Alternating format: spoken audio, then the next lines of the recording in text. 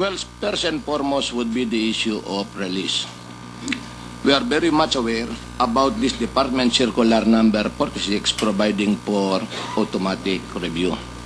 However, during our inquiry yesterday, the prosecutors from the Department of Justice are citing a manual for prosecutors stating that if there is already a resolution for dismissal, by virtue of that resolution of dismissal, the suspects are entitled as a matter of right to be released.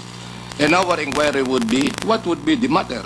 What would happen to this automatic review in the event that the Secretary of Justice would overturn the order of dismissal? And therefore, we want to be clarified. What is the policy of the Secretary of Justice in cases like this? If the case is subject to automatic review and there has been an order of dismissal coming from the prosecutor, which order of dismissal is the subject of automatic review, will the suspects in this particular case be entitled to be released in the meantime? My position, Your Honor, is no. Because then it will render nugatory the automatic review itself. As you premise your statement, you said that what will happen if the Secretary will overturn the resolution. Maybe some prosecutors will think that they can release if the resolution is overturned. You can just rearrest the respondents again. But there will be difficulty there because the respondents may no longer be around after that.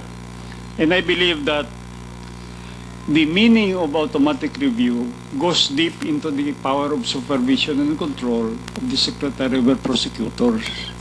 That the Secretary of Justice can overturn prosecutors' resolutions. And technically, therefore, the resolution in favor of the respondent is not yet executory pending the review by the Secretary of Justice. Thank you very much for that clarification, Mr. Secretary. Well, I have read in the newspapers and heard also over the radios that a petition for habeas corpus was filed by the counsel of the respondents before the Court of Appeals. Do you affirm that, Attorney Verano? Yes, sir. Well, my inquiry would be regarding the possible legal consequences where the public might be surprised. Number one, in the event that the Court of Appeals should grant your petition, meaning to say ordering the release of the respondents, while there has been no final resolution against the automatic review, what would be the action of the PDEA? Because I'm certain that the respondents would be the PDEA in your habeas corpus, not the DOJ. That is correct, sir. We have a situation here of which is higher, the law or a resolution. I'm addressing the question to the PDEA. In the event that the PDEA would be ordered by the Court of Appeals to release the respondents, in spite of the fact that the DOJ, our Secretary of Justice, has not yet made a ruling regarding that automatic review. Well, in that case, sir, we will be constrained to file a motion for reconsideration or an appeal because we do believe that on our part, that petition for habeas corpus is premature because of they have. He gave me hope because when I asked him to sign it or to give release, he said he will study the matter. Selling, and therefore the penalty is reclusion perpetua. Kanina po sanang 9:35 ng umaga, sir. 9:35. When was the order of release issued? Natanggap po namin kanina, sir, bago kami punta dito, sir. Mga 8 po yata yun, sir. Mga 8 or 7 ng umaga kanina, sir. So, it was received by the PDEA even before 9:30 in the morning. Yes, sir. And therefore, under the proper, under this factual situation, the 36 hours have not yet expired. Yes, sir. In fact nga po, sir, papunta pa lang po dun yung tropa namin for dala yung suspect, sir.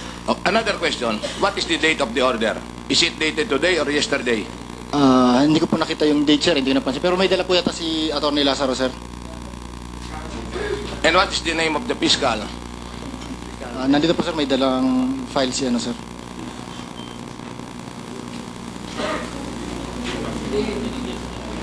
You know, again, this is one classic case. Well, huh? actually, that's the problem. Di ba? According to Congressman Goles, the basic would be common sense. Eh kung papunta na roon sa papunta na roon sa fiscal's office na traffic, mag-expire ng 9:30, pero sinabi namang papunta na roon at padating na, kahit na-file mo yan ng 10:30, 11 o'clock, that would be permitted by our courts. Exactly. Kasi there are cases decided by the Supreme Court na kahit na lampas na sa reglementary period, as long as there are compelling and justifiable reasons, it would be accepted even if filed out of time. Sir, ito po, sir. January 6 ang nakatatak dito, sir. January 6, 2009, sir. So, yes, sir, Ray. Yes, sir.